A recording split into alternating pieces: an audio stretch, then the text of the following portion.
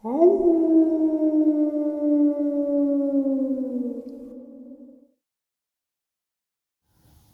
greetings and salutations, everyone. I hope everyone is doing well today. Today, I have one heck of an upload to start your day off with. I've got a subscriber interview out of Pennsylvania. He is going to share with us some very horrific and eerie experiences.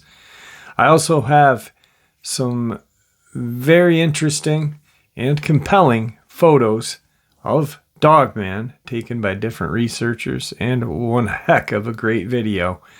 Before we get into all that, though, a couple links.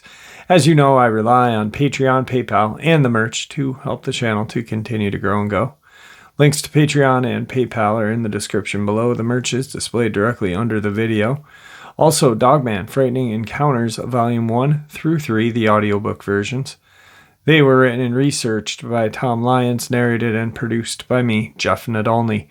Those audiobooks are available on Audible, Amazon, and iTunes, the links to which are also in the description as well.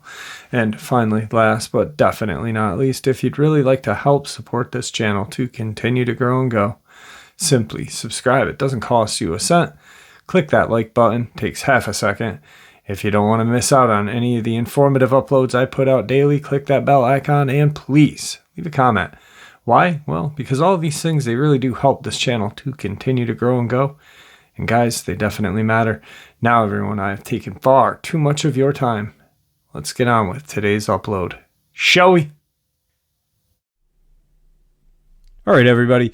Today, I have a subscriber out of Pennsylvania, Tom. Tom, how are you today? Not too bad, Jeff. How you doing? I'm doing well. I appreciate you taking some time out of your evening. I know you worked all day, so it's muchly appreciated. Oh, no problem at all. Now, you had commented in the comment section, and we tried to, you're like, I don't know how to get in touch with you. Finally, we did, and I'm glad we did because you've got some very interesting story or experiences. Tonight we're just going to talk about what your cryptid experiences are in the state of Pennsylvania, but you also have some paranormal stuff as well. I'm going to have you come back and share some of that.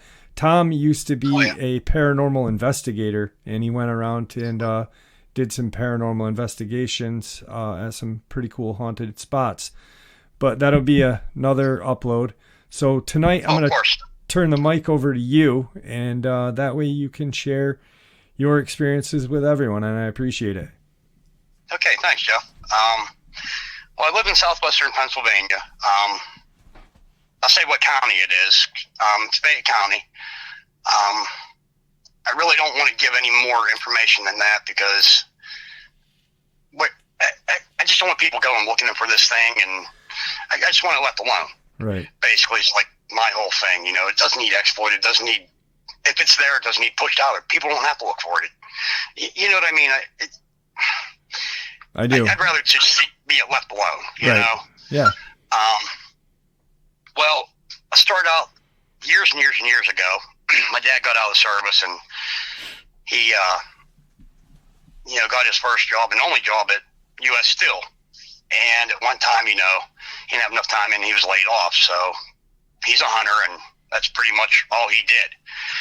And,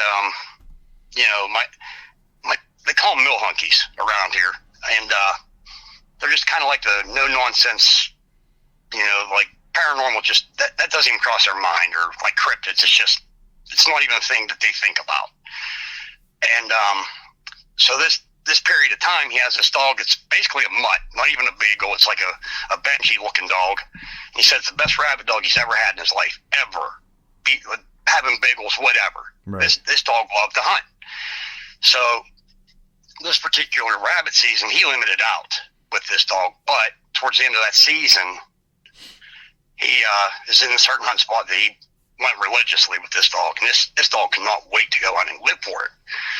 So he's out in the woods, and the dog would do exactly what a beagle does. They get a rabbit that starts barking, they run that rabbit back to you. Well, dog gets on a rabbit, and then all of a sudden, there's nothing from the dog. Nothing. He's like, maybe it picked up the scent of a deer, maybe it's running a deer, or something happened. It happens. You know, it loses a rabbit too, then they'll stop. Right. So next thing he knows, here comes this dog, and it's cowering. It's got its tail between its legs, and it's scared. Like, it basically scared shitless. And he's like, this is just really odd, you know. This dog never acted like this. He said, and then all of a sudden, like, then the odor came, and it was just wet dog skunk. He said it was just horrible. Nothing he's ever smelled before. And okay, it is what it is. But then he got the feeling of being watched. And for him, that's, you know, for him to even say that, that's like, wow, you know, because like I said, they don't even think about shit like that. Right. It's so, old school, hard exactly. men, you know, they don't talk about ghosts. They don't believe in ghosts. And if they do, they don't talk about it, and they don't really. Yeah, it is what it is. Yeah. You know? Yep. And this story took years for him to tell us finally. Like, and, you know, after probably a couple of beers, he finally told me and my sister about this story, you know, and we were like, holy hell. It's, you know, of course you're going to believe your dad, because that person doesn't lie to you. Right. So that happens. Now, my first experience in this area happened, I want to say maybe 5 to 6 years ago, maybe not even that long. There's a certain road that cuts from the main road, and it's a dirt road, and basically it's people do a lot of dumping out there, and people go parking and whatever, party and this and that. And being a certain ex of mine that, you know, you have exes, you kind of meet up from time to time. Right. But, friends with benefits. Well, yeah, if you want to say that. And we happened to be on this road one night, and kind of one thing leads to another. On the hood of a car, and she's a very loud person, we'll put it that way. So, all said and done, just standing there, like, you know, just talking, smoking a cigarette and BSing. All of a sudden, this sound, I can't describe the sound. I've been in the woods, I've hunted, I've never heard anything like this. And you and I were talking about this sound, and the only thing I can say, it was kind of like a donkey, a dog, and I don't know what the hell else mixed in with it. Right. But it made this noise. Like, it doesn't fit the woods. Like you said, it doesn't even fit this world. Yeah, it just doesn't. It's not a sound that your brain can put it processes. Yeah, you can't put a face to it, you know? Yeah, you can't picture an animal making this sound. Exactly. So, this area where it happened is probably maybe a mile from where my dad had his experience. So we're standing there, and she says, you know, what the hell was that? And I'm like, I don't know, you know. I ain't really thinking too much about it. A couple minutes later, makes a sound again, but it's closer. Again, she's like, what is that? I'm like, I don't know, but, you know, we're going to wait and see what it is. And like I said, for about 15 minutes, every couple minutes, it would make this sound, and it's closer every single time. And me, I'm curious. You know, you got to be the badass too, you know. I'm going to stay here and see what it is, no matter what it is. Right. Which is kind of dumb, but, you know, it is what it is. Finally, it's close enough. It's probably within 20 yards. And the funny thing is, I never heard anything walk. Never heard any footsteps.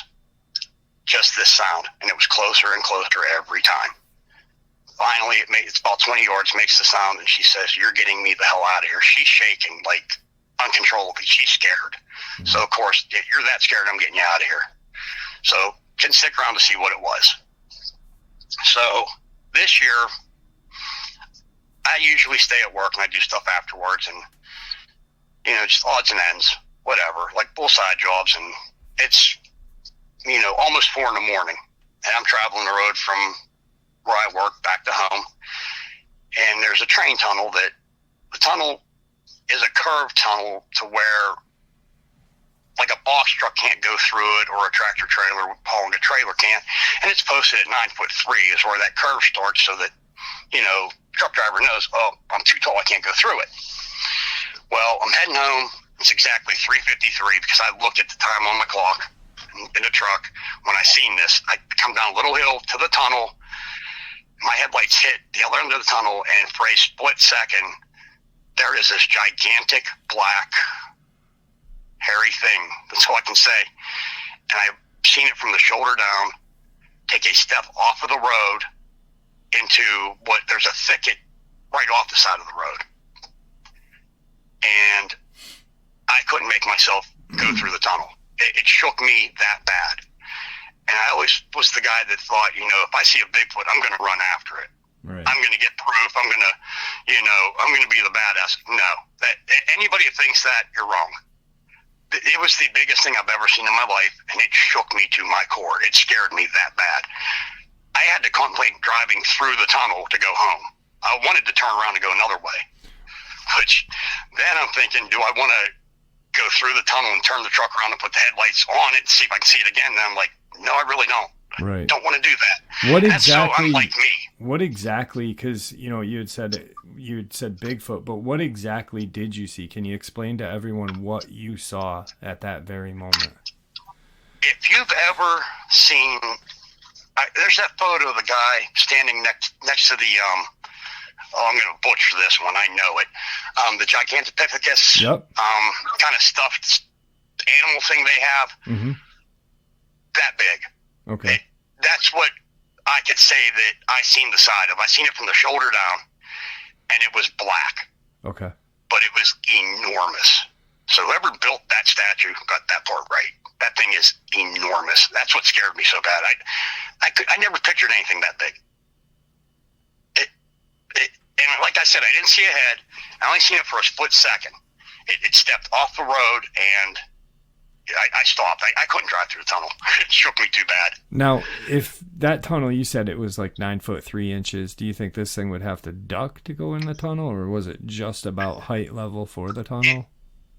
It would have been, well, the reason I know that the 9 foot 3 is where its shoulder was at is because where the tunnel, where it starts the curve, they have a sign posted 9 foot 3 for the truck drivers. Mm-hmm. That's where its shoulder was at.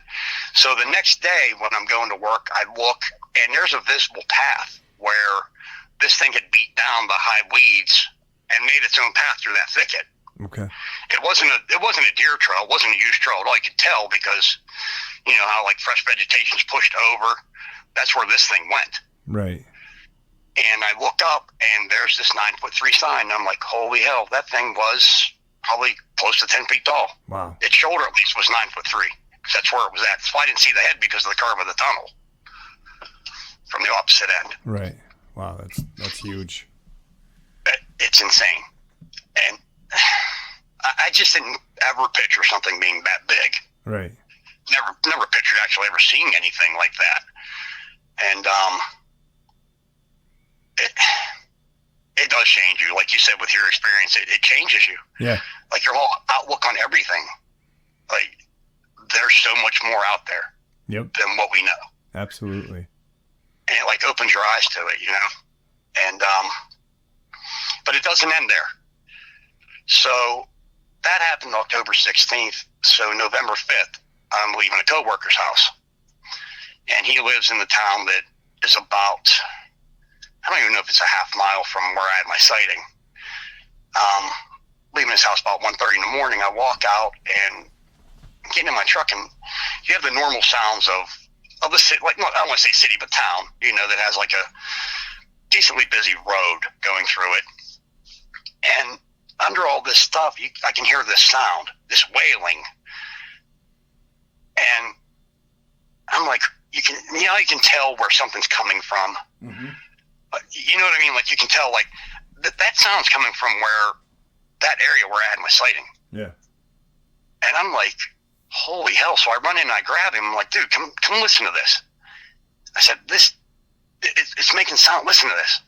So he's listening. He's like, that's a dog. I'm like, listen, please, just listen. So finally, like all the cars go by and you can hear it distinctively now. And like his eyes get big. He went, holy shit, that's what you saw. I said, you think so? I said, that's coming exactly like right from where I seen this thing. And I never even thought to get my phone out to try to record the sound because I was too amazed by it, listening to it. And for about 5 minutes, this thing just did this wailing and would stop and start back up. But there was never a response from anything, which is kind of odd, but you don't know why it's making that wailing sound either, you know? Right. Was it the So I same jumped in. wailing sound that you had heard, that you had described earlier? Yeah, it's I don't know if I can make the sound. Well, But no. like I mean, you but had mentioned that wailing sound earlier, that you had that other experience where you had heard, that wasn't a wailing sound. That was like just a one, like, kind of that. like if something was grunt. It was like just one noise, and it Okay. wasn't very long. So it wasn't the So same sound. No, Okay. no, Okay. no. This thing, it was sounded like it was calling All right. for something, you know. Yeah. And so, hell, I jump in my truck. I'm like, I know where this is coming from. I'm going to go here and see, you know. Nope. I get down there, and it stopped. Get back, and he's like, you were probably going 15 seconds. And literally, it probably took me 30 seconds to get there by truck. He said they quit. And we stood out there for a while, and it never did it again that night. But he did tell me the following night he heard it very briefly, but he did hear it about 2 a.m, I believe. So I want to say this thing's still in the area. Yeah. I don't know if they migrate, but I want to say these things are nocturnal mostly. Yeah. In this area, I would think. I don't know if they migrate. I know they travel. I mean, they probably travel with food. You know what I mean? I just, I don't see them, you know, like a mass migration, like birds do. I think they just travel with food. You know, they're hairy for a reason. You know. And that's the other funny thing. That kind of sparked something else that happened, and this happened next to my house. I forgot to tell you about this. So the same ex that, you know, we weren't exes at the time. She was living here, and we had probably about 6 inches of snow. Okay. The night before, and we always went outside. My dad didn't smoke. We were both smokers, so we'd go outside on the porch and smoke. And about 12 feet from my sidewalk, I look over and I see footprints. But they're not. They're probably about 18 inches long, and I'm 6'3". I couldn't even jump the stride of these footprints. And I completely forgot about this. You know, until just now, actually. Right. And I thought it was my brother-in-law and my sister who lived 3 houses from me messing with me because, you know, yeah, I'm into Bigfoot and cryptids and the whole paranormal thing, and he was really into Bigfoot, and he's a jokester also. Right. But here at the time, his mother was in the hospital passing away, and I didn't know it.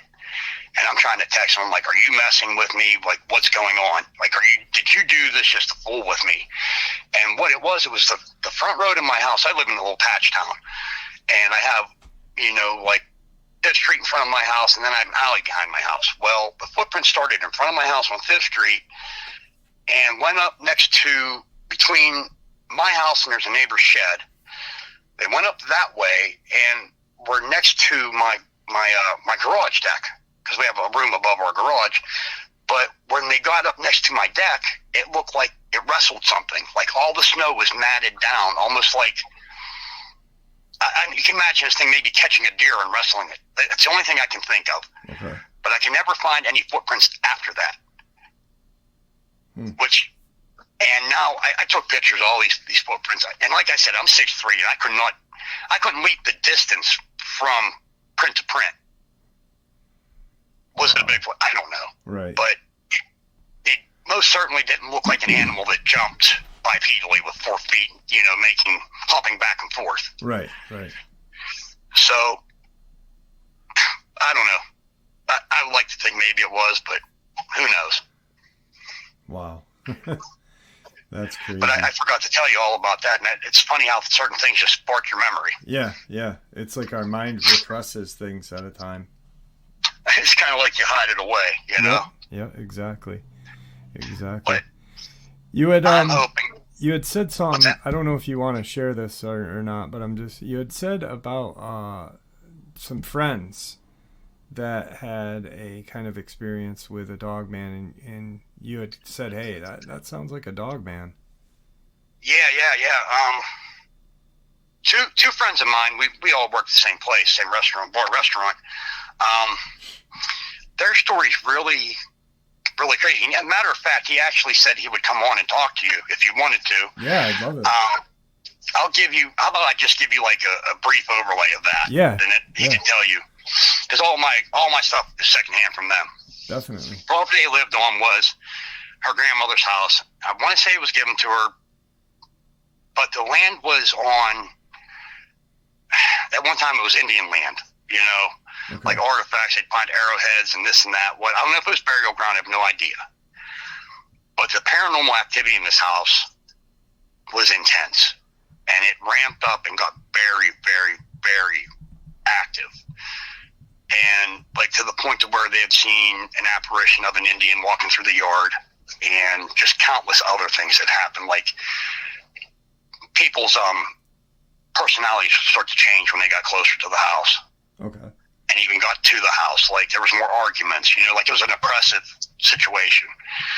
And from what I understand, they pull in one night and they see this shadow coming off of their porch around the side of the house. So he jumps out, runs around the other side of the house, hoping to intercept it. Well, when he does, there's this more or less like an adolescent Dogman. Mm. And he said what it did was next to the pine trees, and it did, and I explained it, this is how I picture it. If you've ever watched X-Men Origins Wolverine, when Sabretooth goes after somebody and he hops down and he does that, like on all fours, that he's coming to whip your ass. Like that loping, fast run, yeah. Exactly. He said that thing did it 3 times, actually picked up a pine branch, threw it towards him, then stood up, and he said it did not make a sound when it ran, which is one thing you always hear with the Dogman. You never hear him run. And he said it was ungodly fast, never made a sound. And he said the speed of the thing was, he couldn't believe it. Yeah. It was up through his yard, across the field, and in the woods before he knew it. Yeah. And that's a distance. I drove out to see this house, and that's far, very far.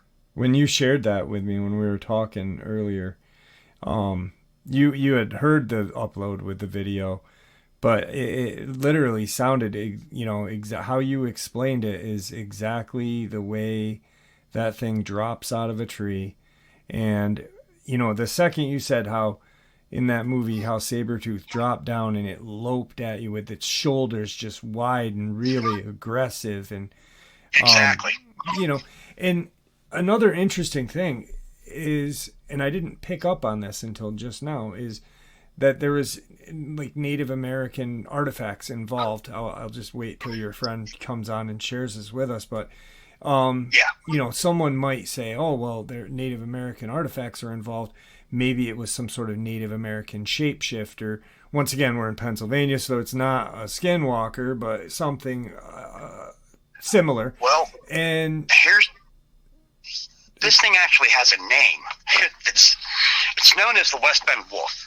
Okay. And the story goes, this thing has been around, or a family. You know how you get bits of stories from everybody that's in an area? Yeah. Supposedly there's more than one. Yeah. And nobody knows who it is.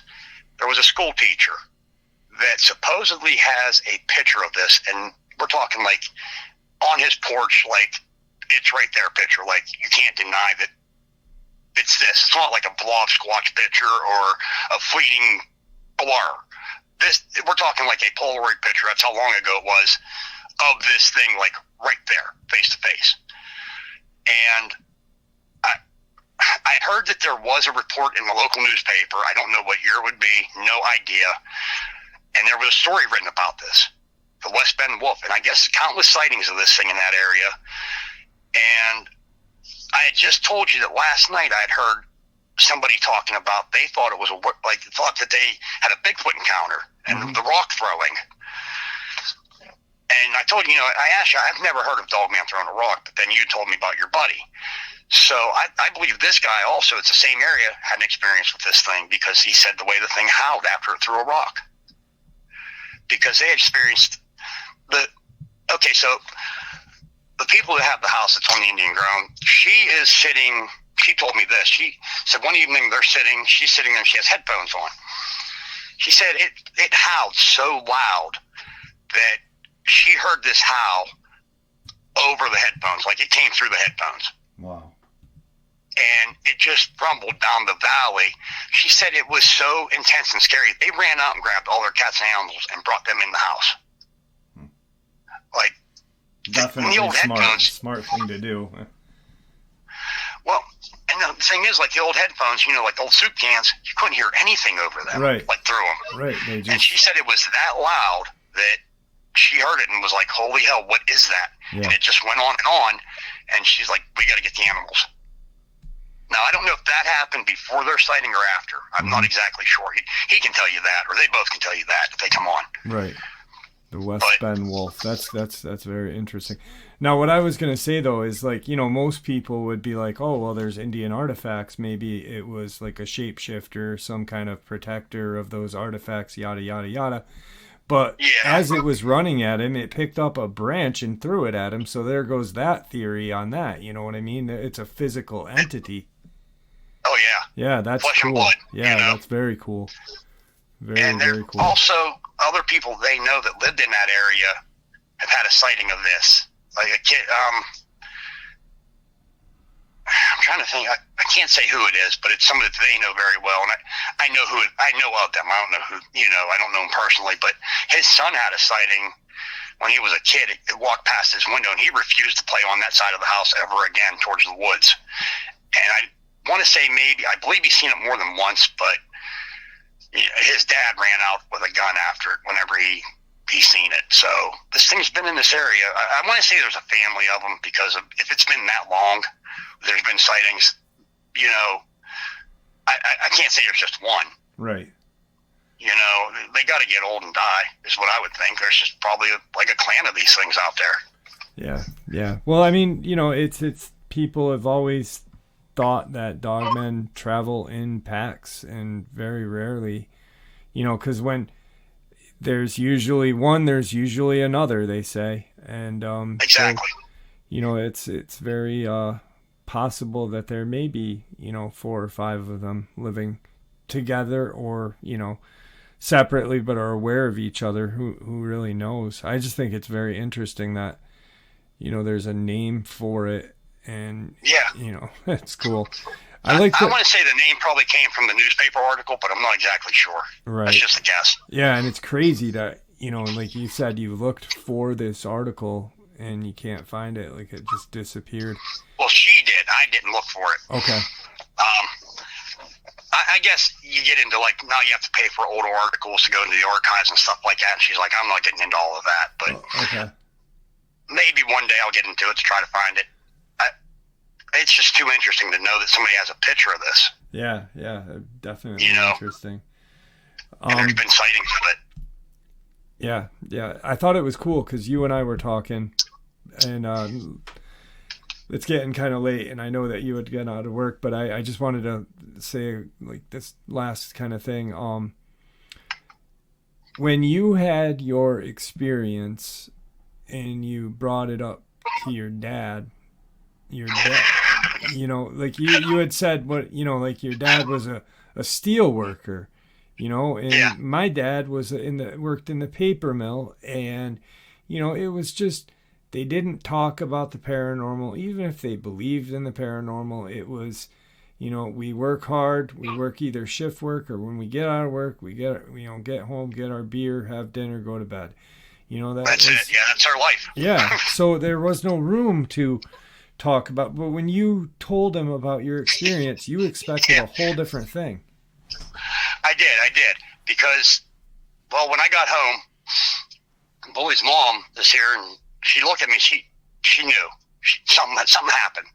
So she says, "What's wrong? Like, what happened?" And I'm like, I don't know what I look like. I don't know. She knows me probably better than anybody. Mm-hmm. And she's like, "What's going on? What happened?" And I'm like, "You're not going to believe me if I tell you. Just tell me, So I told her, I said, "I'm pretty sure I've seen a Bigfoot." And she's like, "Oh, I believe you." And there were a couple instances when my kids were smaller. I can get to that in a minute, but, she believed me. She's like, "Yeah, that stuff happened when the kids were small, Yeah, I believe you." And that's okay. But then, my dad comes down, and I'm like, do I tell him or don't I tell him? Because, he shared his story. But like he said, when he told, I don't know if it was a Bigfoot, I don't know if it was anything. So I'm wrestling with him, like, what the hell, I'm going to tell him. I'm his son, he can think I'm crazy, that's all right. Right. So he comes out the bathroom. I tell him, I'm like, I seen something tonight. And he's like, well, what the hell you mean you seen something tonight? I said, well, I'm pretty sure I seen a Bigfoot tonight on the way home from work. And he was like, oh, yeah, there's probably Bigfoot out there. Yeah, probably is, you know. He completely accepted it and was like, okay, you know. Like, believe me, and yeah, kind of really shocked me. Yeah, We've talked about it a couple of times since then. You know, he's actually told a buddy of his, and his buddy's like, oh, yeah, there's something out there. Yeah. Because everybody has some type of experience or has seen something until you bring it up.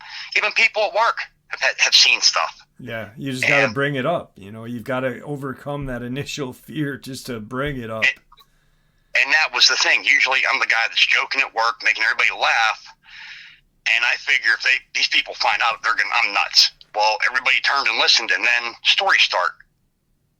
One of the ladies I work with, in a town probably about 20 minutes from where we work, she told me that she was coming from one of the casinos prior to COVID, and it was very late at night, early morning, and she said it was about 4 feet tall, but it was walking more like a gorilla on all fours, had reddish hair like an orangutan, but was bigger. She said it wasn't an orangutan. She was telling, I looked at animals like primates, everything, and I can't find anything that is this thing.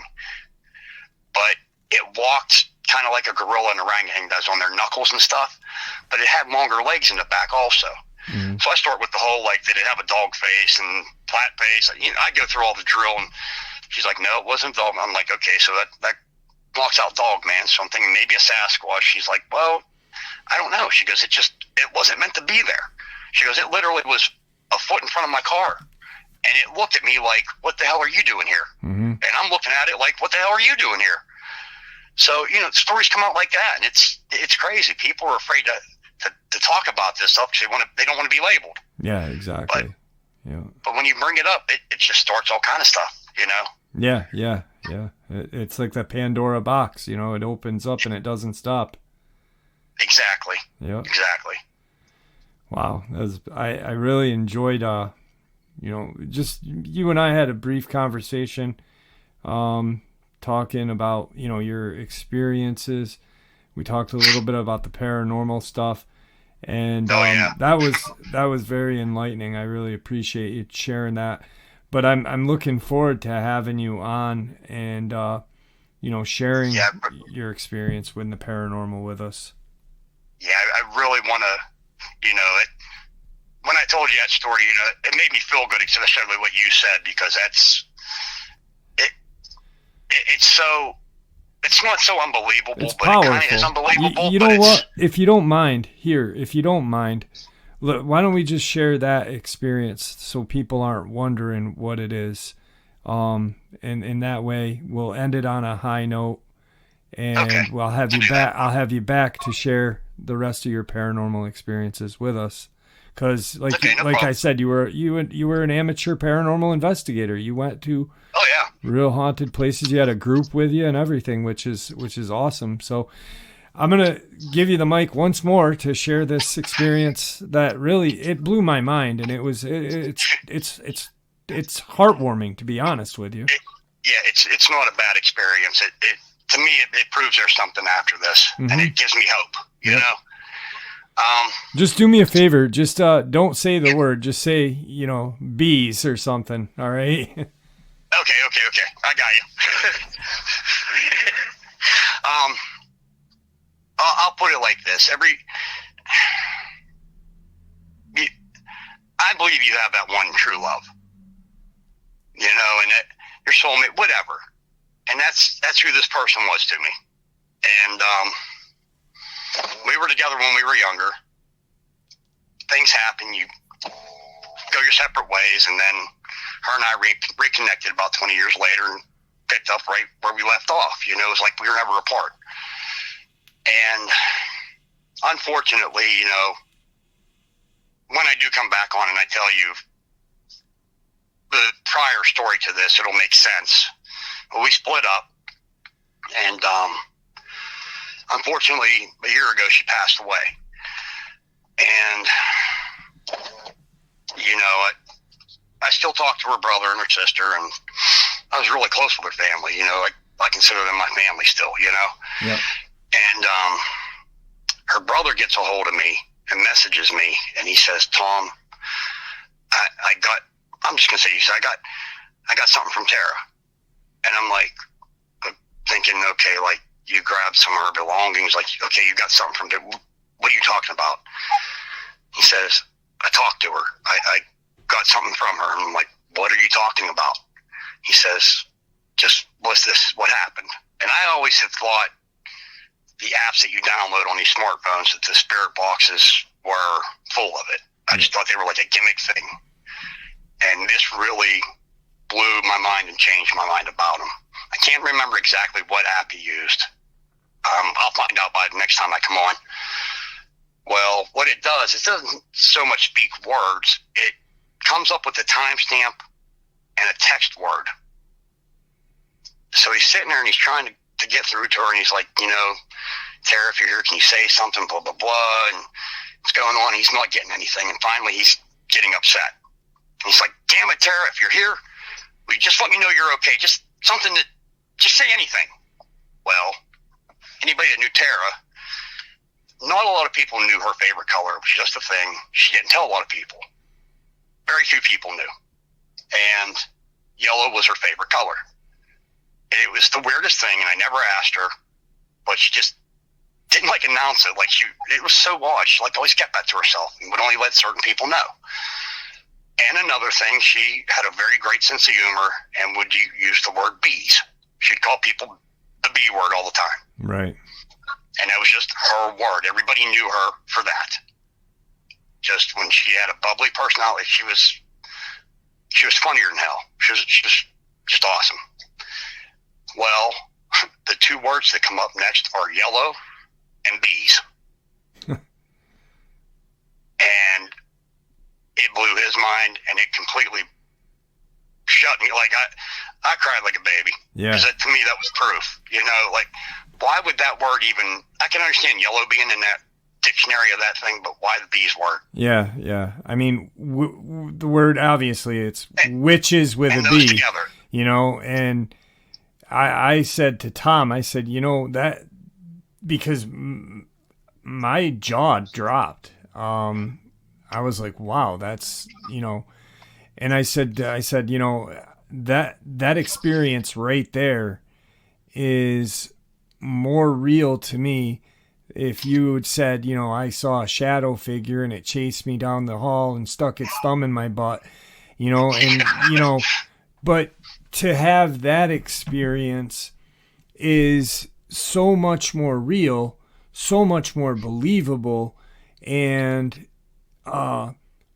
heartfelt, you know, and it really does show that they are out there. There is, you know, I don't like using the word afterlife because we don't really know what it is, you know, but it's afterlife, I guess. But there's something else after this. There's something, you know? Yeah, and it was really an amazing, and it just such a cool, heartwarming experience, and I'm glad that you were, you know, willing to share that. And I think that's a good way to end this interview with, because, you know, so many of these interviews are ended on, you know, a bad encounter and this and that, and this was just, you know, truly a great experience. You know, I mean, to hear that the one true love is out there, yeah, you know, and maybe, just maybe, at the end of it all, you'll be back with her someday.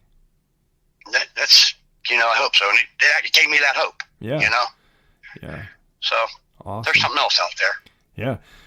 Do me a favor. Don't hang up. I want to talk to you for a couple of minutes after we end the interview. Is there anything that you'd like to say to the audience before we end? I don't know. Just don't go out in the woods alone. These things are bigger than what you think. Yeah. That's all I can think of. I don't know. I'll never go out alone again. Never. Words of wisdom right there. Tom, it was awesome having you on. I know you had gotten out of work just a short while ago, and I appreciate you taking time out of your evening to share your experiences with us. It's really great meeting you, and thank you. No problem at all, Jeff. I really appreciate everything that you do, and you're the real deal, brother. Thanks, man. I appreciate that. I really do. It means a lot to me. Do me a favor, No don't problem. hang up, and I want to talk to you after, but we'll hear from you shortly with your paranormal stuff.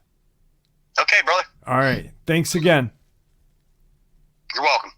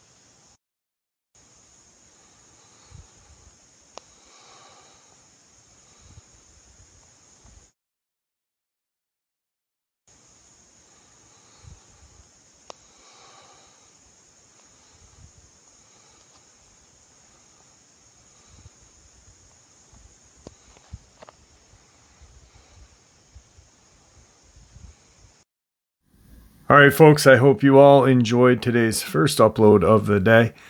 You know, I really do love Kirk Stokes' video. I can never get sick of watching it. I have watched that thing probably 10,000 times. No exaggeration. I've literally spent hours just breaking that video down, trying to figure out exactly what that creature is. Kirk Stokes tells me it's a Dogman. I have a lot of faith and belief in Kirk. He's nothing but an honest person. So I take him for his word. I really do. He's not like your atypical TikToker, your, YouTuber looking for fame. Let me just put this ghillie suit on and run around. He really is a legitimate researcher, dedicated a lot of his life to the field of cryptozoology. An amazing interview as well. Just an awesome upload. I hope you guys enjoyed it as much as I enjoyed sharing it with you. Guys, with that, thank you for spending the little bit of time with me to start your day off with. Thank you for all your support, well wishes. With that, stay safe, happy, healthy, and ever vigilant, keeping an eye on your pets, your children, your loved ones. Why? Because these creatures are keeping an eye on them as well. God bless.